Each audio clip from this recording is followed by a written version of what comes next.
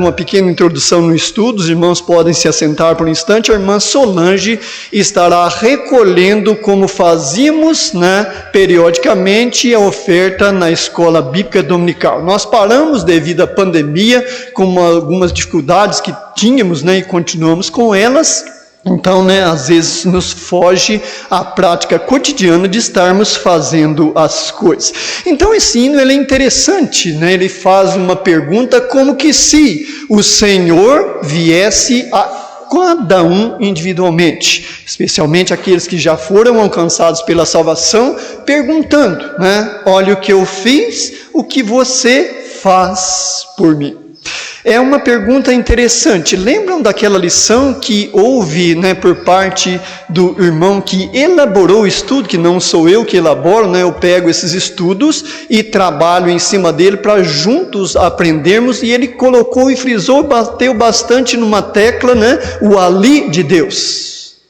Vá ali no ribeiro, ali eu farei as coisas. Vá ali na casa da viúva, lá eu estarei agindo por você. E a pergunta desta lição é interessante, Na continuação, Deus pergunta diretamente, talvez por intermédio de um anjo, não sabemos, em sonhos, a Bíblia não relata, literalmente a maneira que o foi, mas há esta pergunta nos versículos que estaremos lendo em seguida. Que fazes aqui, Elias?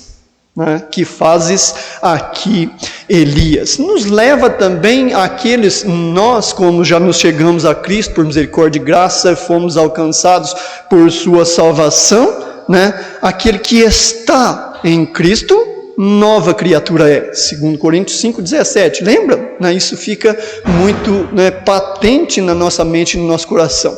Se nós estamos em Cristo, o que estamos fazendo na pessoa de Cristo, por intermédio dele? Será que a sua vida é um desafio, como a pergunta daquele livro muito bom, que inspirado o autor escreveu, que não me lembro quem, mas foi escrito e é uma realidade: em teus passos, o que faria Jesus?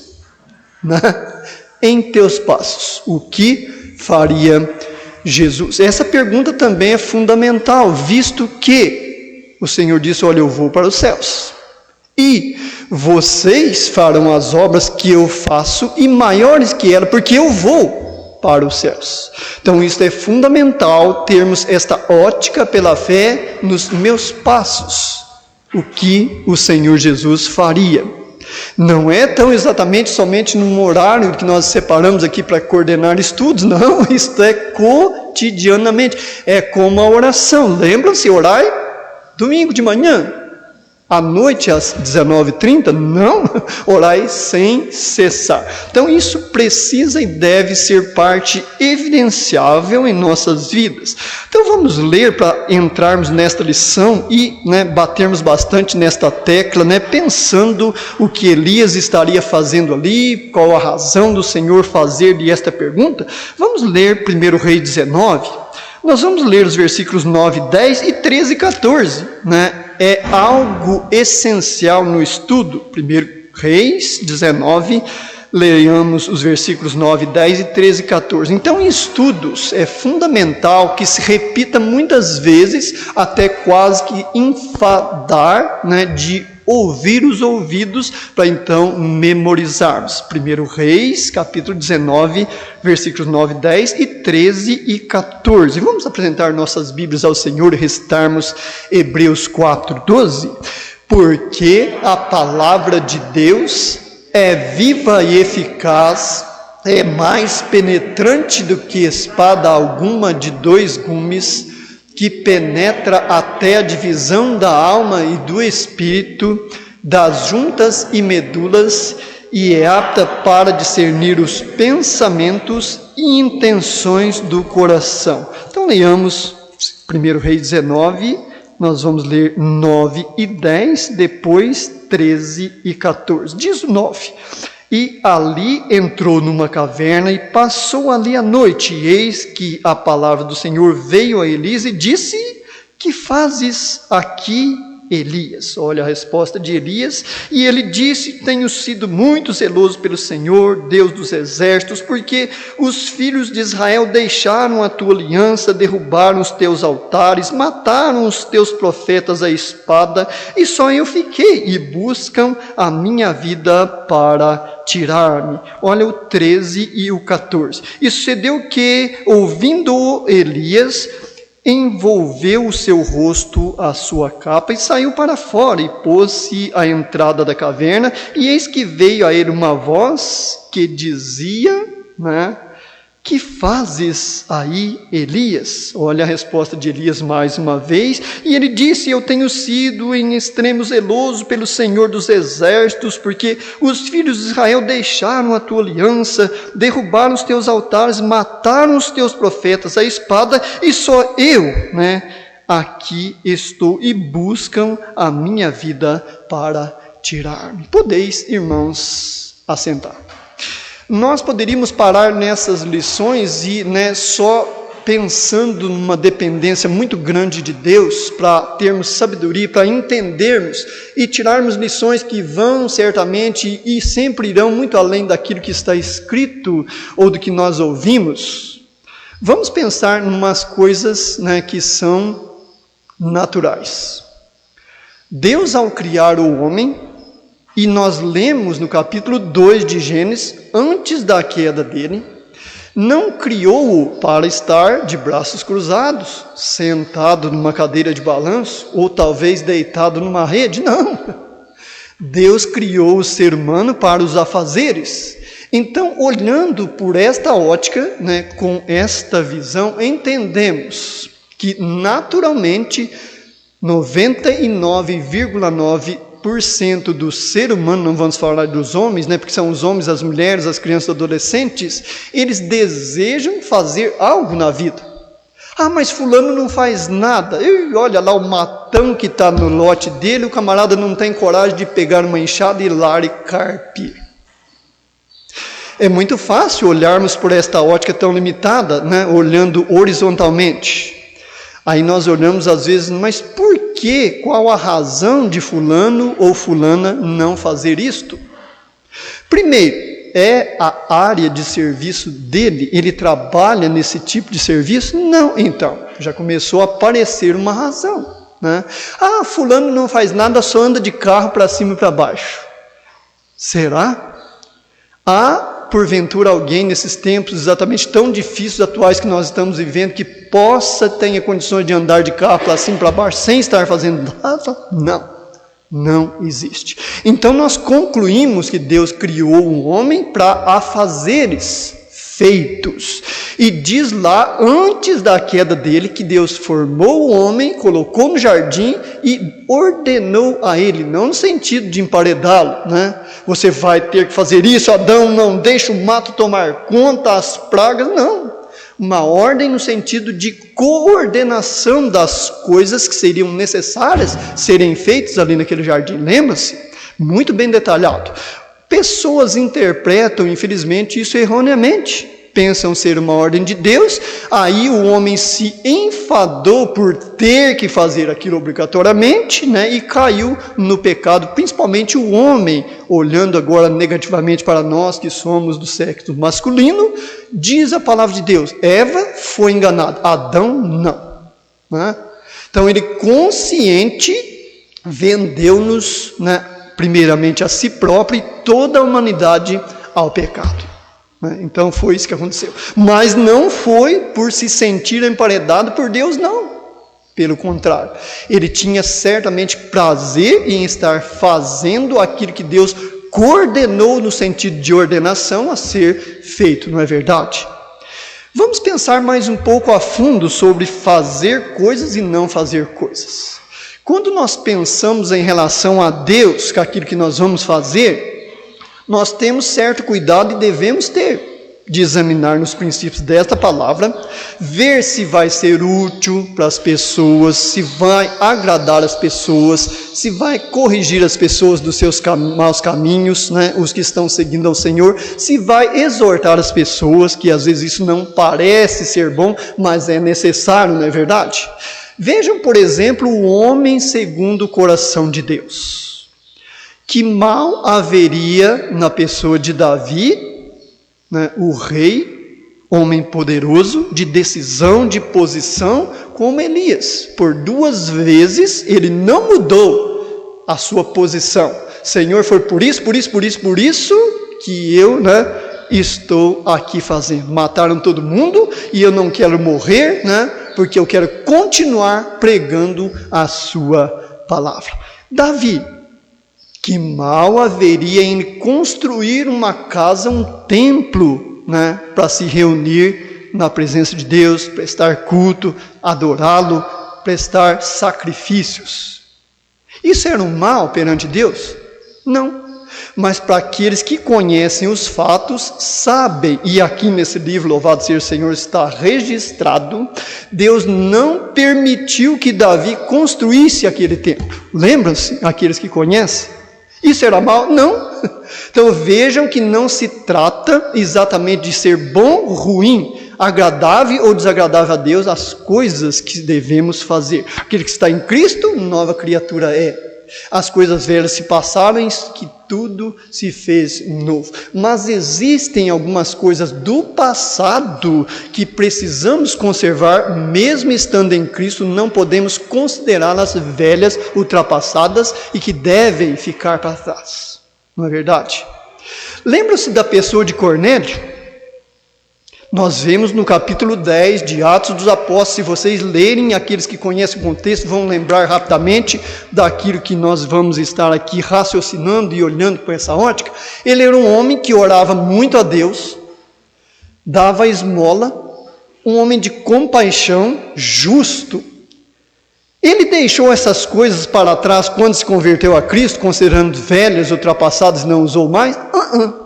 É o caso de Elias. O seu zelo continuou firme. Então existem coisas que nós não podemos interpretar ao pé da letra, como 2 Coríntios 5,17, tudo tem que ficar para trás. Não. Então as orações de Cornélio, as suas esmolas, o socorro às viúvas, continuou com certeza muito mais afincamente, assim olhando, mesmo não encontrando, estando escrito na palavra de Deus. Então vejam como nós devemos ter muito cuidado com esta relação, o que nós vamos fazer. Será que nós estamos fazendo porque todo mundo está fazendo e eu preciso fazer também, que senão vai ficar feio? Seria esta questão a razão? Eu preciso ir na igreja também, eu não me sinto muito bem lá, mas o meu pai está indo para lá, Talvez pense o filho ou a filha com relação à conduta de seu pai ou sua mãe, não é verdade? Seria isto correto, o feito, Poderia agir desta maneira? Sim, mas deveria? Não. Porque se nós não formos à igreja por causa da pessoa de Cristo, desejoso de estar ouvindo a sua palavra, de adorá-lo, de trazer a nossa gratidão, mesmo sabendo que lá onde nós estamos ele recebe ela, mas ordenou, olha, estejam 2 ou 3 reunidos, procurem cultivar a comunhão, porque onde isso acontecer, ali eu estarei, promessa gloriosa do Senhor. Então vejam que nós temos múltiplas razões nos nossos afazeres e pensarmos muito, procurarmos entender e discernir se é bom para a igreja de Cristo, se isso agrada a Deus, se estão dentro dos princípios da palavra de Deus, e vai trilhando por esses caminhos. Então, em nossos estudos, nós vemos Elias como um homem de profunda devoção, obediência indiscutível, fé desafiadora. Que fé este homem teve, não é verdade? Nesse capítulo da vida de Elias, esgotamento, humilhação e falha. São coisas que nós não gostamos de ouvir estas palavras. Esgotamento. Aquilo parece que já soa mal, Humilhação então. Mas irmão, não é um filho de Deus, não tem o Espírito Santo, não está com todo o poder, Como foi com o nosso Mestre e Salvador Jesus? Foi diferente? Não. Ele foi cuspido na sua cara, né? Coroa colocaram nele não de ouro, nem de prata, mas de espinhos, né? Açoites foram em suas costas, né? Então, quem gosta de humilhação? Falha, louvado seja o Senhor, que ele não falhou. Mas ache um sequer, mesmo, por exemplo, pensamos em José do Egito, né? Mas José não falhou em nada, porque nós não encontramos, examinando a Bíblia, né, que haja uma falha que a Bíblia apontou que José praticou. Sim, com certeza nós não achamos literalmente escrito. Mas quando a palavra de Deus fala que só o Senhor nunca cometeu uma falha, nós entendemos nas entrelinhas que é impossível, infelizmente, mas é impossível ser, né, um homem e uma mulher, mesmo convertido, tendo o Espírito Santo do Senhor a constranger, a auxiliá-lo, não cometa um erro sequer dentro de um ano, de um mês, de 24 horas, sim, dentro de um dia. Então, é impossível, né, que uma pessoa, um ser vivente, mesmo sendo convertido ao Senhor, não cometa, infelizmente, algo que desagrade o Senhor ou que fuja dos princípios da sua santa e bendita palavra. Então, quando nós olhamos para esses aspectos sobre a vida de Elias, isso deve nos incentivar, deve nos animar se nós cometemos alguma coisa que nós consideramos como grave. Por exemplo, há pessoas que não têm muito grave como uma mentirinha, mas há outros que não, né? Mentiu, né? Seja pequenininho ou grandona, ele vai entender que é uma mentira, aquilo vai começar a incomodar e às vezes vai perder até o sono, sem que, às vezes, confessando isso perante o Senhor, ele conceda o perdão e retorne a paz no coração. Então isso pode ser uma realidade, né? Para alguns, para outros já nem tanto. Então, o quão é importante nós olharmos para esses sentimentos, né, estas coisas que a pessoa de Elias passou. Então, um capítulo muito triste na vida de Elias, né, tão atualizado e aplicável, né, às experiências que temos hoje. Por quê? Uma pessoa, lembram que escreveu lá Tiago, capítulo 5, 17? Elias foi um homem sujeito às mesmas paixões e concupiscências como nós, e não cometeu elas, não, orando, né? Pediu a Deus que não chovesse, e não choveu. Então ele cometeu falha, e talvez naquele dia que ele orou, pode ter cometido falha. Teve com certeza de se ajoelhar, pedir perdão ao Senhor, né? Senhor, tem misericórdia. Eu preciso do seu perdão para ser um vaso de bênção usado em tuas mãos, um instrumento para que ao verbalizar esse pedido tu possas conceder chuva sobre a face da terra. Então esse dito de Tiago 5,17 é importantíssimo e nós vemos que na nossa atualidade cada um de nós individualmente somos sujeitos, como Elias foi, às mesmas paixões, concupiscências, desejos, né, vontades de estarmos fazendo coisas. Como diz a palavra de Deus, né, irai-vos e não pequeis. Comentando com o pastor, né, agora de manhã, eu disse a ele, olha, a Bíblia recomenda que tenhamos paciência, mas ter paciência é difícil. Porque quando eu vou aconselhar a irmã Lourdes, irmã, tenha paciência que o que a irmã fisicamente está passando, logo passa. Agora, estar na pessoa da irmã Lourdes atravessando por aquele momento, isso muda e muito. Porque vai depender de dias, semanas, meses, e às vezes Deus vai demorar um pouco para ouvirmos, né, aquela palavra do Senhor, olha meu servo, conviva com isso, porque a minha graça é o suficiente para você. Isso vai ajudar você a se aproximar mais de mim. Então, essas realidades são complicadas nas nossas vidas. Ter paciência é difícil, porque não é uma coisa que você compra, né? Chega lá no mercado, vamos pensar no mercado mais novo que temos aqui, o Alvorada, né? Chegamos lá, olhamos numa prateleira lá, né? Cheio de paciências, umas mais caras, melhores, né? Outras menos, aí eu vou e compro a mais cara que tem, porque é a mais suficiente. É possível isso? Não, né? Amadurecimento na fé e crescimento Eu posso ir lá, né, talvez no instituto desses que ensinam, né, essas autossuficiências, poder das palavras, isso mais aquilo, a pessoa, né, vai e o próprio emocional na sua mente cura o seu corpo e daí por diante. Chego lá, né, vou comprar lá sabedoria. Posso chegar num lugar e comprar? Não.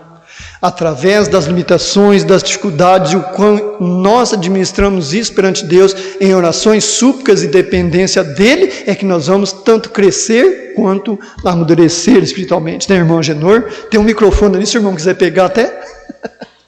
Aí os nossos ouvintes que estão na transmissão, né, participam também. Irmãos, nós estamos no estudo, isso é bom, né? A participação dos irmãos, eu não estou ensinando ninguém, mas aprendendo com os irmãos. Vamos ouvir o irmão Agenor. Está funcionando, tá? Então, irmãos, na nossa vida é assim. Nós somos humanos e nós somos, como o irmão está falando aí, dotados de fraquezas. Amém por isso, né? Mas nós costumamos muito, eu, o irmão, qualquer um outro, quando vê um irmão nosso, ou um parente, ou um amigo qualquer, sofrendo alguma coisa, nós vamos lá e exortamos. Tenha paciência, Deus está no controle e tal. Todas aquelas palavras boas que a gente sabe, a gente fala. Mas, irmãos, é diferente quando esse problema me atinge. Muda pouco. Aí, eu tenho que me lembrar que a muitos eu exortei para que tivesse paciência. Isso é uma então, bênção. eu tenho que me lembrar e eu mesmo me revestir de tudo aquilo que eu falei para o meu irmão, para o meu amigo, para o meu colega. Porque, às vezes, nós só nos lembramos de falar palavras de animação, assim, de confiança, para aqueles que estão ao nosso redor. Mas quando esse mal nos atinge, a coisa é diferente. Muda bastante. Ainda ontem eu estava conversando com meu irmão, o pastor Hélio, e ele falando de um pastor lá, que ele conhece, que o pastor, ele é um pastor e ele é psiquiatra. E não é que esse pastor está precisando de um psiquiatra, que ele não está bem? Já pensou? O meu irmão falou, eu falei, olha que coisa, um psiquiatra precisando de uma consulta com um psiquiatra. Então, irmãos, nós somos assim. Então, nós temos sempre que lembrar que não é fácil.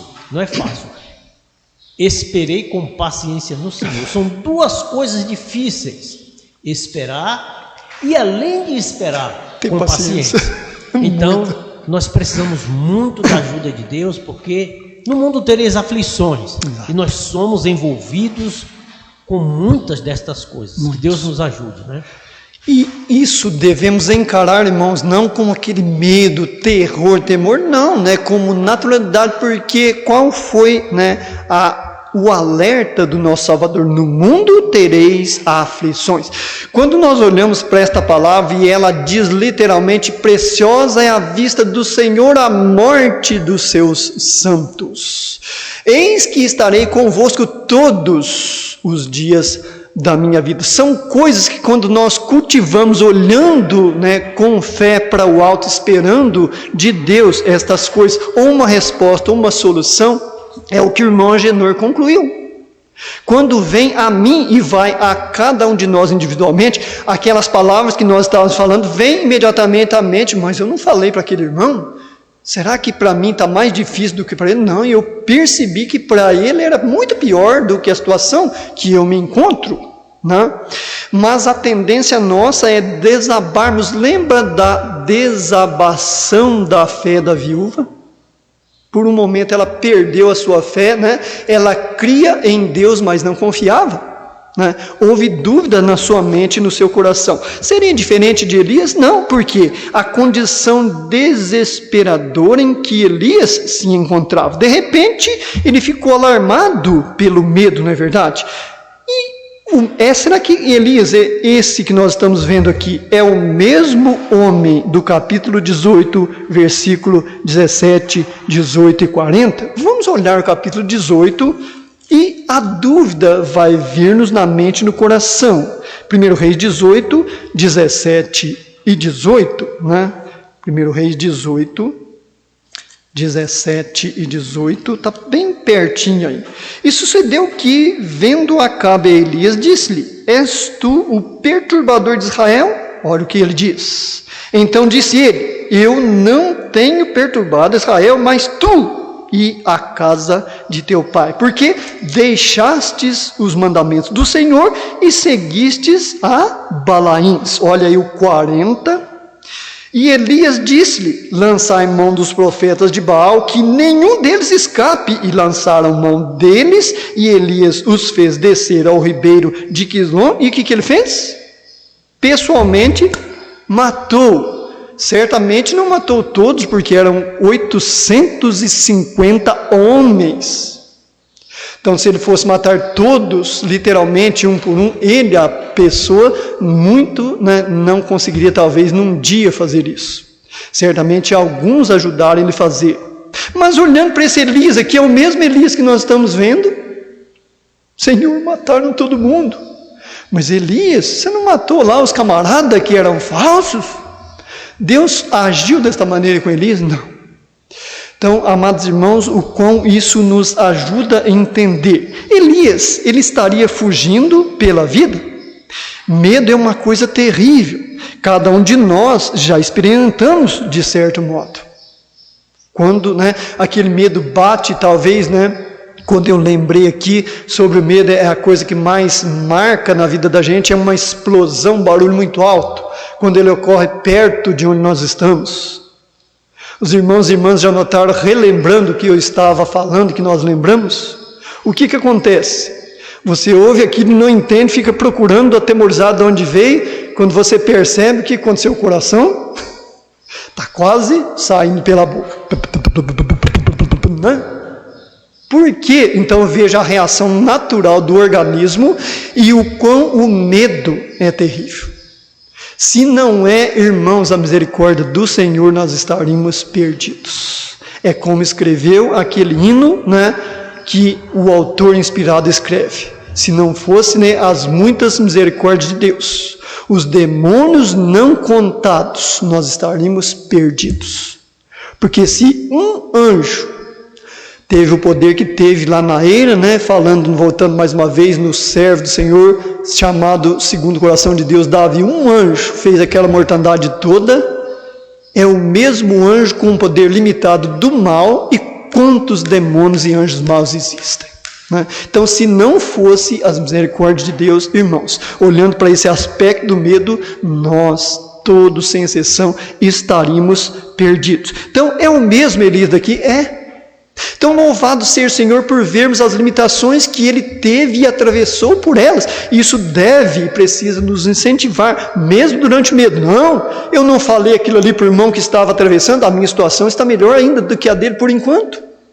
Eu preciso me lembrar disso, olhar para cima e Senhor, tem misericórdia, me livra. Lembra-se do exemplo do próprio filho? Ele vai, clama ali, e com... todas as suas forças, nós vemos na lição passada, súplicas, orações, clamores da pessoa de Cristo. Então, que exemplo, lutarmos legitimamente. Então, medo é uma coisa terrível e, mais cedo ou mais tarde, vai estar individualmente na vida de cada um de nós. Não adianta nós corrermos, Nós precisamos, por isso que é muito importante aquele conselho do autor anônimo de Hebreus, Orar, antecipadamente pelas coisas, nem sabemos o que vai acontecer, Senhor, tem misericórdia, me livre, para que em tempo oportuno nos socorra o Senhor. Então, a oração, a vigilância, ela é fundamental e importantíssima nessa questão. Tanto é que Elias foi para lá, nós vemos nessa trajetória, Elias clamando ao Senhor. Ele vai lá debaixo dos zimbros, Senhor, já basta. Olha a oração dele. Eu não sou melhor que ninguém. Acaba aqui com a minha vida, porque eu não aguento mais. Olha o medo, a pressão em cima daquele homem que matou aqueles falsos profetas, falou abertamente ao rei. Não, eu não estou falando contra a nação, rei, eu estou falando contra você. Você, porque abandonou os princípios do Senhor e está aí seguindo outros deuses com letras minúsculas. Cadê a autoridade desse homem? Então, o medo, louvado seja o Senhor, é uma ferramenta que Deus usa entre muitas para nos provar, nos testar, amadurecer-nos espiritualmente, crescermos em fé. Não, a coisa está desta maneira, mas cremos. E o Senhor vai dar uma solução. Se Ele não der uma solução, já Ele vai nos sustentar nessa coisa que nós estamos aí, então, atravessando. De repente, ele fica, então, alarmado. Estava incapaz de suportar a presença de terceiros. É isso que ocorre, muitas vezes ocorreu com Elias e ocorre conosco. Você já ouviu falar ou teve experiências de uma pessoa que tem depressão? Eu tenho algumas na minha família, tenho orado, os irmãos e irmãs têm nos auxiliado em orações por pessoas que estão com depressão, e são muitas. E a pessoa, ele não suporta quase que ninguém a visitar ele, até passar uma mensagem pelo celular, né? Tem um sobrinho, um primo meu que está assim. Então nós conversarmos todo dia, às vezes até 3 vezes por dia em mensagens, né? Áudio, coisa e tal, e agora ele não mais responde nem nada do que eu passo para ele, e só conversa com uma de minhas primas também, que reside em Congonhal, né? E só conversa com ela. Nem com a mãe, nem com o pai, nem com o irmão, muito menos com sua esposa ele quer conversar. Se trancou um quarto e lá está. Então veja o estado da depressão, e Elias certamente passou por isso. Ele não suportava, então ele, né, ali foge. Agora, tem uma questão que nós precisamos observar, né, e destacar nesse isolamento. Provérbios 18:1. Devemos estar muito atentos. Nós precisamos nos isolar? Sim, como precisamos e devemos muitas vezes, né? Mas veja o que diz Provérbio 18:1. Busca satisfazer seu próprio desejo, aquele que se isola, ele se insurge contra toda a sabedoria.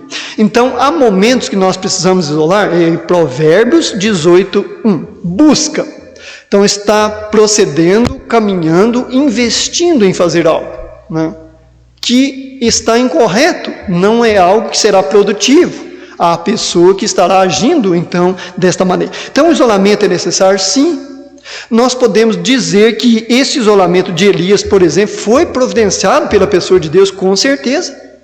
Elias não entendia, ele continuou firme, como nós vemos nos 2 versículos que ele traz a resposta de Deus, por que ele estava naquele lugar. Ele fala aquilo, né, com convicção e firmeza, não muda a sua posição, porque Deus assim o quis, que ele então se isolasse, né? Então isso é importante. Vamos para o capítulo 19, versículo 3 de 1 Reis. 1 Reis 19, 3. 1 Reis 19, 3. O que vendo ele, se levantou e para escapar com vida se foi. E chegando a Berseba, que é de Judá, deixou ali o seu servo. Veja que saiu ele e mais uma pessoa. Ao contrário, quando ele foi pedir para a chuva, lembra? Saiu ele, talvez a mesma pessoa, que não menciona o nome, né? Talvez seria a mesma que, olha, vá lá, dá uma olhada lá se vem vindo alguma nuvem, alguma coisa, que eu vou continuar orando. E dobrava e orava. Provavelmente seria a mesma pessoa de confiança de Elias. Mas o que ele faz agora? Muito diferente. Ele começa a isolar-se, e isso foi permitido entrar na sua mente, no seu coração, para um bom isolamento, né? Ele estava muito cansado, com medo, atemorizado. Por quê? Ele teve o poder, Deus concedeu-lhe. Muitos ele matou, talvez uns 80 homens daquele. Só que agora, ele conhecia quem era Jezabel, o poder que aquela mulher tinha, a raiva, o ódio que aquela mulher tinha de Elias, não é verdade? E sabia que se o exército dela, ou um servo dela, pegasse ele, né? Era uma vez a pessoa de Elias. Então, nos informa da isolação, né, autoimposta de Elias. Ele queria ficar totalmente sós. Ele pega o seu servo, vai até um determinado ponto, deixa ali. Então, quando ficamos tensos demais, até mesmo a presença de amigos e familiares irrita. Isso é uma realidade. Ah, mas isso nunca aconteceu comigo. Cuidado que pode acontecer. Todos estamos sujeitos. Então, se nós vemos uma circunstância, uma situação dessa, vamos clamar a Deus, Não vamos dizer que a pessoa não é madura espiritualmente, não cresceu e coisa e tal, não, né? Pode certamente acontecer com qualquer um de nós. Então isso pode vir de Deus, diz o autor da lição, e é interessante essa parte. Essas coisas podem vir de Deus a fim de passarmos um determinado tempo sozinhos, não de tudo. Com quem? Com o Senhor, né? Orações, meditações, parar, mas para que será que está acontecendo essas coisas, né? Como veio acontecer isso na minha vida? Qual a razão? O que será que o Senhor quer da minha pessoa? Aí chega o Senhor lá, né? Pergunta: Elias, o que você está fazendo aí? Né? O que você está fazendo neste lugar? É interessante. Ficou, né, dominado por depressão e estava sem ânimo. É o que nós lemos no versículo 4.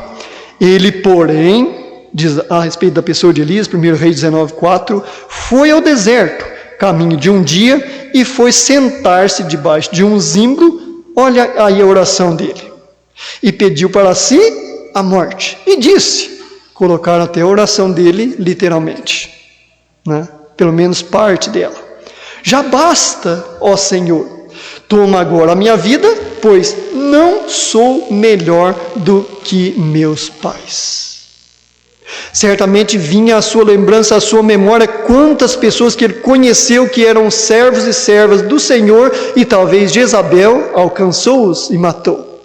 Talvez até o próprio Acabe, fugindo dos princípios do Senhor, adorando a Deus que não era um Deus. Talvez até alguns dos soldados dele alcançou alguns conservos de Elias e matou, né, duramente. Colocou talvez em prisões, né, profundas, como cisternas mais conhecidas. E ali morreram de sede, né, e de fome, em lugar que não tinha nem água, sequer uma lama. E quantas dessas prisões existiam naquele tempo? Então ele faz essa oração também sincera, né, e vê que ele não é melhor do que ninguém. Mas, Senhor, não permita que essas pessoas tirem minha vida. O Senhor leve-me para ti. Então é interessante nós olharmos para esse aspecto da vida de Elias. Que diferença, né? Pessoas nos acharam diferentes em alguma época de nossa vida, lembra? Principalmente quando nós nos achegamos a Jesus Cristo. Nossa, mas o que aconteceu com você, né? Talvez a pessoa não está no lugar que eu e você levantamos de nossas mãos. Eu quero Jesus por meu Salvador e Senhor. Aí você encontra com aquela pessoa, talvez uma semana depois, e a modificação é tão grande que aquela pessoa extrema aqui: o que aconteceu com você? Né? Mas por quê? Não, nossa, você está tão diferente. As palavras, né? Cadê aquele medo que você estava das coisas? O que aconteceu? Você, né, estabilizou na vida, melhorou a situação? Então, pessoas, principalmente após a nossa experiência de salvação com Cristo, nos achavam, né, muito diferentes. Será que estaria eu, ou você, ou qualquer um de nós, hoje como Elias, debaixo daquele zimbro, daquela árvore, naquela sombra? Agora não dá mais, né? E aí, para piorar a situação, nós lembramos do apóstolo Paulo. Combati o bom combate, acabei a carreira e guardei a fé. Não, isso é lícito. E isso era lícito na mente e no coração de Elias, que ele falava isso com sinceridade também. Já basta, eu já cumpri o meu dever, Senhor, né? Mas certamente ele esperava: dá-me a resposta. É isso mesmo, ó meu Pai? Fala comigo. E como a experiência, né, da paciência. Será que demorou um dia, 2, para o Senhor chegar a ele e falar?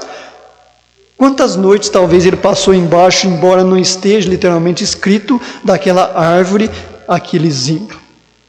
Ah, mas foi, né, instantâneo, olha aí, está escrito, o Senhor respondeu. Será? Será?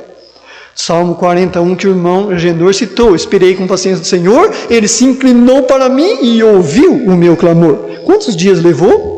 Ah, irmão, foi como Elias. Ele nem acabou de orar, né? Veio, desceu do céu fogo e seria exatamente, literalmente assim? Com certeza, muitas vezes não. Então, esse pedido ele não seria presunçoso, imprudente, movido de autopiedade, que ele faz esse pedido aí no versículo 4, ele deve ter sentido como o salmista, né? Como o salmista. Quantas vezes o salmista age similarmente como ele? Vamos dar uma olhada no Salmo 55, versos 3 a 8, Salmo de número 55, versículos de 3 a 8. Então, como a palavra de Deus nos ajuda, né, a vermos não só horizontalmente, mas profundamente as experiências que aconteceram com os nossos conservos no passado. Olha em Salmo 55, 3 até o 8. Pelo clamor do inimigo e por causa da opressão do ímpio, pois lançaram sobre mim a iniquidade e com furor me odeiam. O meu coração está dolorido dentro de mim e terrores da morte caíram sobre mim. Temor e tremor vieram sobre mim e o horror me cobriu. Assim eu disse, quem me dera asas como de pombas, então voaria e estaria no deserto. Eis que fugiria para longe e pernoitaria no deserto. Apressar-me-ia a escapar e fugiria do vento e da tempestade. São palavras bonitas, tudo, né? Que incentiva ouvi-las. O Senhor vai te livrar de todos os inimigos. Lembra daquelas caixinhas de promessa? Você tira um versículo ali que fala sobre sofrimento e maldição? Não.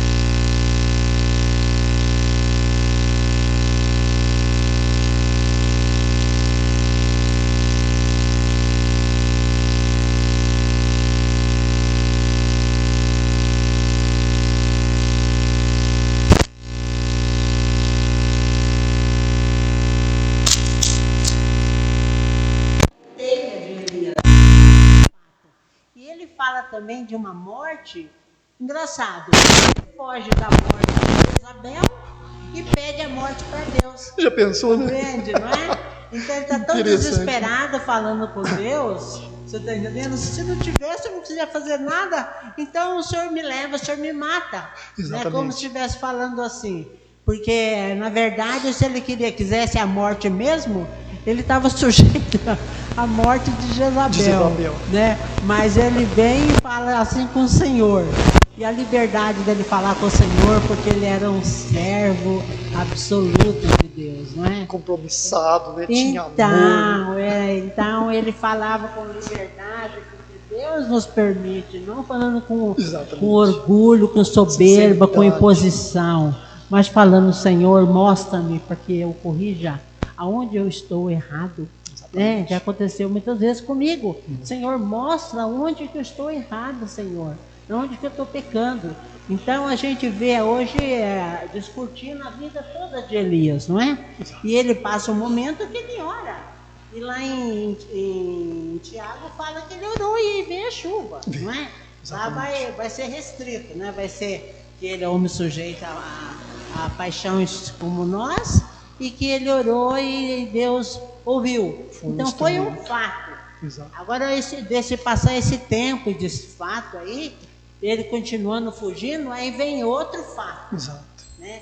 Aí vem esse outro fato que ele vai lá com um jovem e tem que depender de Deus o seu sustento, porque não tinha como achar, Exato. né? Mesmo lá no ribeiro de Quiron, ele tinha água mais para frente, que é do Jordão. Exato. Só Bem que ele perto. não podia se expor, né?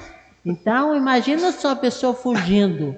Em todo lugar você vê o fantasma, vê aquele que está o Barulho, perseguidor, né? O perseguidor. Exatamente. Então, é porque ele era um servo, assim, absoluto, né? Diante do Senhor. A gente admira, né, a fé. Então Elias, ele perdeu temporariamente a fé em Deus e ele ainda cria em Deus, mas não conseguia confiar em Deus nessas circunstâncias. Lembram como isso foi fato na vida de Jesus? Quando Jesus ele olha para cima, quais foram as palavras da pessoa de Jesus que nos mexe com sentimentos e com discernimento?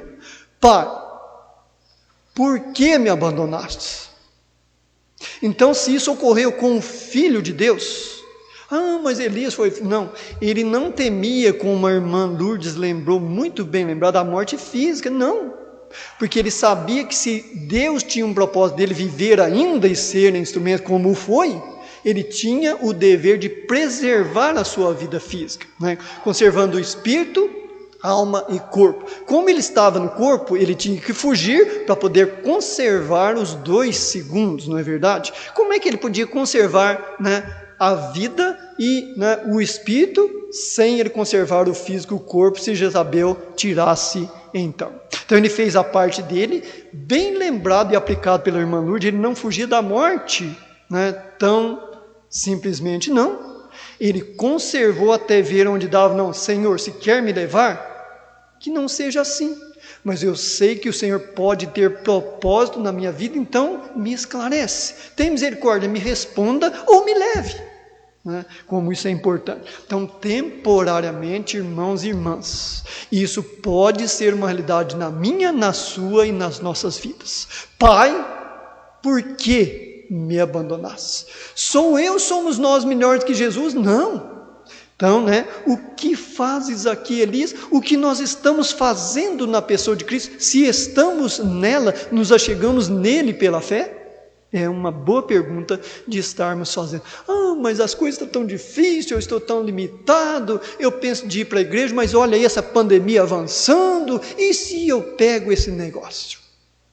Então, quantas coisas que nos vêm à mente e o coração, desafiadoras, né? São desafiadoras, sim, mas através, né, da nossa administração na dependência de Deus, que nós vamos entender o que nós estamos fazendo e ainda podemos fazer em Jesus Cristo, né? Vejam quanta necessidade de trabalhos na igreja do Senhor Jesus. Irmão, mas não é ele que está edificando a igreja? Sim, mas na instrumentalidade de quem? Dos membros, né? Se acabam os coordenadores de estudos, pastores, as pessoas que trabalham na limpeza e tudo mais, quantas áreas de serviço físico, irmãos, existem que estão relacionadas à espiritualidade, não é verdade? Se acaba isso tudo, como é que Jesus, não limitando Jesus, que ele é o Todo-Poderoso, vai edificar a sua igreja? Não há como, não há, né? Se eu perco 1, 2, 3 dedos de uma mão, eu posso trabalhar com os demais que sobram, mas a falta que esses vão fazer, né? Pensa, por exemplo, se a minha profissão é músico e eu toco piano. Já pensou se eu perder 3 dedos? Deus pode capacitar-me de eu fazer, mas vai ser muito mais difícil e exigir muito mais esforço. Então vejam como é importante nós pensarmos, já estou em Cristo, e como disse aquele hino que nós cantamos, Jesus perguntando, morri na cruz por ti, que fazes tu por mim? Que pergunta, amados irmãos, desafiadora.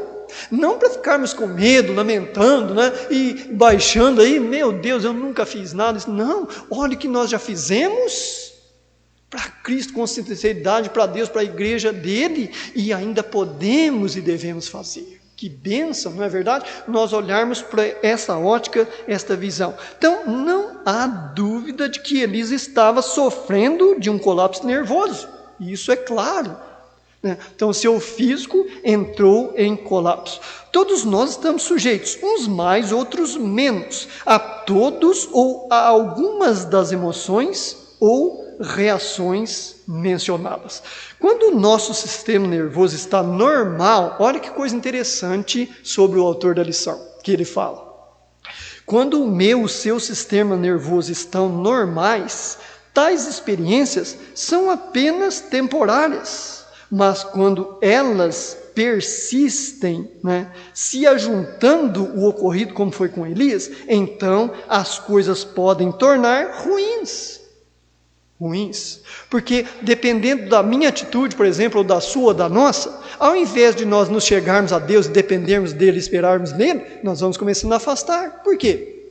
Se eu vejo que a coisa está feia, está difícil, eu não começo a chegar a Deus em súplicas e orações, não é Deus que está se afastando de mim, mas sou eu que vou me afastando de Deus. Então eu olho mais para as circunstâncias, para os gigantes da vida, para as Jezabels que estão aí querendo acabar com a minha vida física e espiritual, e deixo de olhar para o Senhor e buscar nele força, socorro e condições para estar sendo um instrumento de bênçãos na mão dele, não é verdade? Então, todos nós estamos sujeitos, e esta parte é muito importante que o autor da lição nos coloca, Se nós começamos a olhar muito para as circunstâncias, ao invés de Deus se afastar de nós, somos nós que vamos nos afastando de Deus.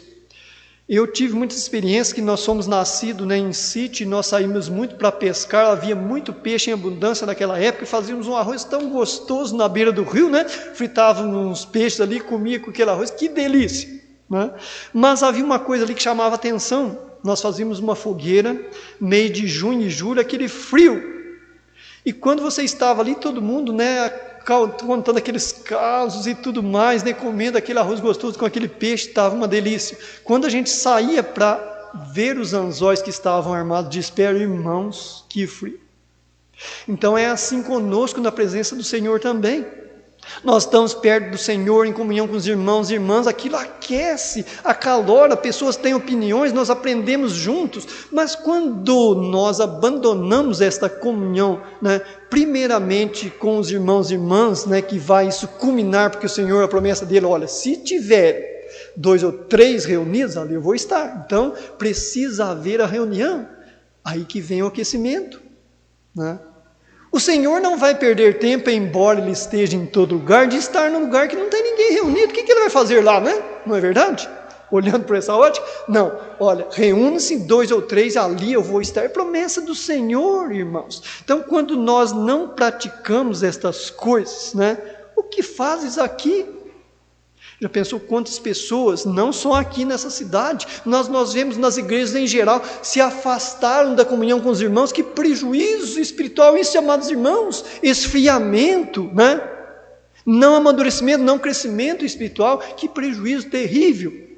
Então cabe a cada um de nós que Deus nos tem conservado com este coração desejoso e alegre de estarmos em comunhão, suplicarmos, orarmos muito a Deus por esta circunstância tão difícil que nós estamos atravessando. Será que em não havendo alívio rápido, as experiências para com os filhos de Deus, se lançarmos todas as nossas preocupações e ansiedades, como Pedro recomenda lá na sua primeira carta, capítulo 5, verso 7. Olha, o negócio está difícil, está apertado, lancem sobre ele. Olha que injustiça, amados irmãos e irmãs? Já não basta ele morrer naquela cruz, derramar o seu precioso sangue, agora eu vou lançar uma coisa que às vezes eu mesmo causei com minhas próprias mãos? Mas é o conselho dele, irmão. Movido pelo Espírito Santo, o autor escreve, inspirado pelo Espírito. Façam isso, lancem sobre ele. Como disse a irmã Lourdes, ele não vai ficar com raiva disso não, se você faz na sinceridade. Você pode ser agressivo a ele, porque ele conhece o coração antes das palavras, mas ele quer ver sinceridade em cada um de nós. Então, se ele recomenda que assim o façamos, irmãos, quando nós procedemos assim, que bênção isso é, amadurecimento, crescimento espiritual, suporte de outras pessoas. Às vezes nós vemos uma pessoa que está iniciando, talvez ali, como eu tive um colega, que estava lá no início da depressão, E eu, mais alguns colegas, conversando e tudo com ele tomou lá o medicamento e tudo, e graças ao Senhor e nossas orações e conselhos, a pessoa está trabalhando normalmente, não necessitou nem de afastar do serviço. Irmãos, Deus me deu experiências maravilhosas na minha área de trabalho, né, com os meus colegas. Para os irmãos terem uma ideia, e para a honra e glória do Senhor, havia um de nossos colegas que ia se enforcar também. E a coisa era tão séria que ele já estava com um pedaço de corda carregando numa vasilha que ele carregava água, almoço e tudo mais. Então, né, estava só esperando o momento. E nós percebemos aquilo, que ele trabalha diretamente com um outro colega meu, ele percebeu o que nós podemos fazer. Vamos fazer alguma coisa, pelo menos tentar. Aí começamos a conversar com ele, aconselhar ele estava entrando em depressão. Lá foi um belo dia, ele chegou à conclusão que certamente Deus colocou na sua mente e no seu coração e entregou aquilo para nós. Eu falei para ele, né, vamos nós três fazer uma coisa? Vamos queimar isso, né? Vamos literalmente queimar esse pedaço de corda que poderia ter tirado a tua vida. Já pensou a tua família, teus filhos, tua esposa, como é que ficaria? Então Deus, né, para a honra e glória do Senhor, e orações de irmãos e irmãs que tem nos ajudado, né, a evangelizar os nossos colegas, a ser bom, né, ser instrumento usado nas mãos de Deus. Deus nos permitiu ser participantes dessa situação tão terrível, que poderia ter terminado numa tragédia, né? Então louvado seja o Senhor, quando nós, irmãos, né, nos dispomos e pensamos, Senhor, eu quero ser um instrumento em tuas mãos, pode ter certeza, mais cedo ou mais tarde, né, se nós vigiarmos e discernirmos, Ele vai fazer, né, com que isso seja uma realidade. Elias, que fazes aqui? Né? Cada um de nós que estamos em Cristo. O que estamos fazendo em Cristo? Né? Vamos pensar isto, e se Cristo não voltar até o próximo domingo, nós vamos estar dando andamento, né, nesta lição, nesta pergunta tão importante feita ali.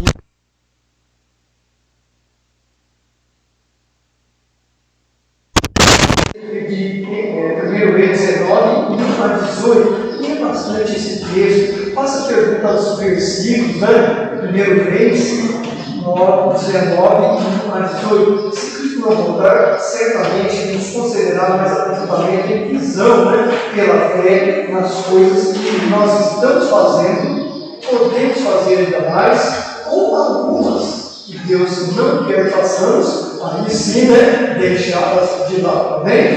Pai, muito bom nesta manhã podermos estar na sua presença, ó Deus, e encerrarmos esse momento com gratidão, Pai, pelas lições que nos concede aprender. Ó Deus, obrigado pela sabedoria que nos dá nos altos céus. Obrigado, Senhor, também por nos permitir ser servos de Deus que úteis em situações que realmente são necessárias. Continue abençoando a cada um dos teus servos e servas, que nós possamos grandemente ser usados por Ti e haja aquela resposta ou pergunta de nossa parte. Senhor, eis-me aqui, o que queres que eu faça? É mais uma vez o nosso pedido, com gratidão, em nome de Jesus. Amém.